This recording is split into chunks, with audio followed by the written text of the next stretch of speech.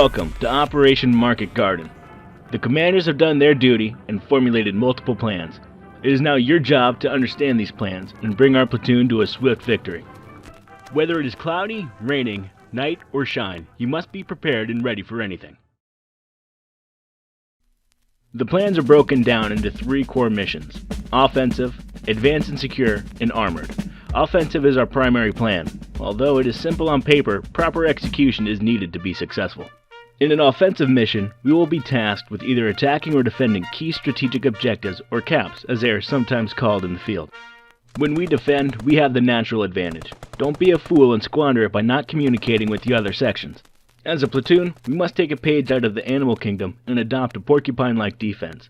With as many sections as possible, the platoon should spread out around the objective to watch each of the cardinal directions. This 360-degree security prevents holes in our line of defense. Alternatively, any sections around this line could easily maneuver to reinforce another. If able, an additional section, preferably armor, could circle around the objective as a bee does around the hive to protect the honey. Their job would be to intercept the enemy and fight them off the point. This buys the rest of the platoon time and relieves pressure from the enemy's actual objective.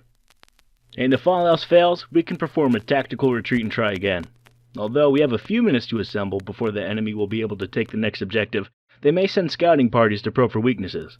You must stay vigilant and always be prepared. While on the attack, there are several ways to skin this proverbial cat and take the objective. First and foremost, any plan which concentrates all sections in one direction of attack will have the benefit of overwhelming numbers that can exploit a hole in the enemy line. However, this strategy also makes it easier for the enemy to reposition and guard the singular direction we are approaching from.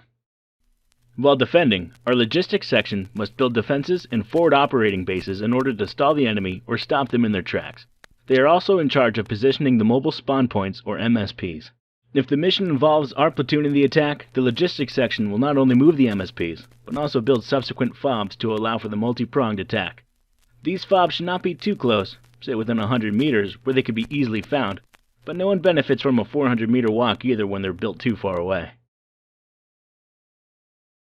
An advance and secure mission is a whole other animal. Both the Allies and Axis fight to take neutral strategic objectives and will meet somewhere in the middle.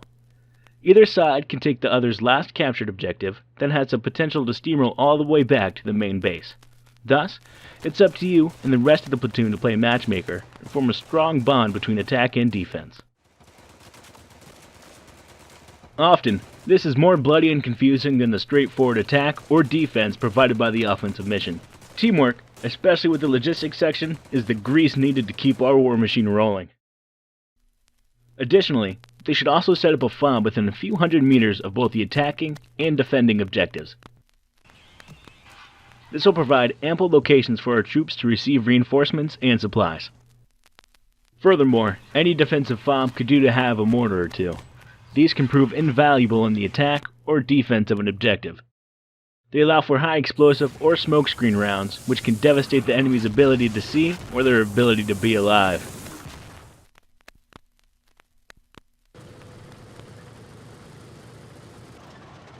New technology calls for novel missions and fresh ideas. In order to beat the enemy in firepower and speed, it is sometimes necessary to orchestrate an armored mission. In these missions, the armored division acts solo with no infantry support. Fear not, as any good armored commander will still make use of our guardian angels up above.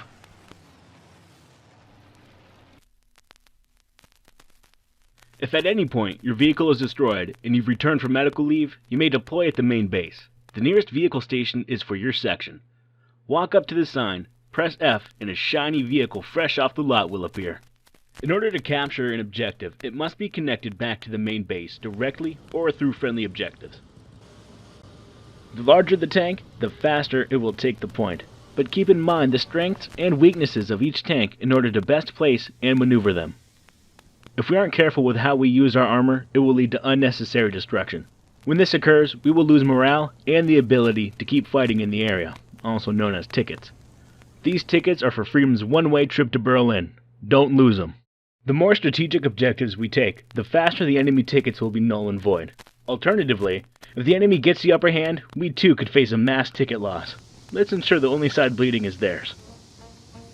In the unfortunate circumstance that your vehicle is damaged, you should seek a safe area to hop out and use your repair wrench. However, remember any critical damage, mainly damage to the hull, can only be repaired on a repair station. Fortunately enough for you, these are handily printed out on your map. Go to one as soon as you're able and get back into the fight. Regardless of the mission, it is up to you to coordinate within your section and with the other section leads. With your newfound knowledge, you can help make sure this is not a bridge too far.